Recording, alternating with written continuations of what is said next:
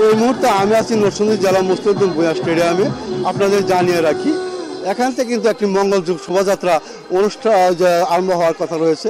আর মঙ্গল শোভাযাত্রা অংশগ্রহণ করবেন নরসিংদী জেলা প্রশাসক ডক্টর বদিউল আলম সহ প্রশাসনিক উদ্যোগপন কর্মকর্তারা। এছাড়াও যারা সর্বসাধারণ এই মঙ্গল শোভাযাত্রা অংশগ্রহণ করবেন। এরই মধ্যে কিন্তু আমার পিছনে যদি আপনারা দেখেন যে এই মঙ্গল শোভাযাত্রা অংশগ্রহণ করার জন্য হাজারো জনতা কিন্তু মুস্তাফিজুদ্দিন ভূঁইয়া স্টেডিয়ামে সমবেত হয়েছেন।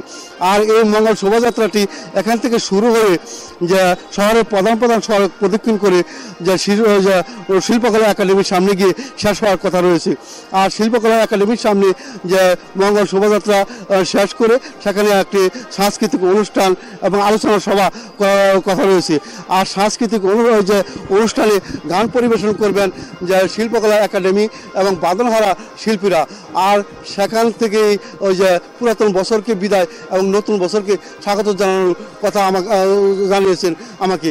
এই ছিল নরসিংদী জেলা মুস্তাফিজুদ্দিন ভূঁইয়া স্টেডিয়াম থেকে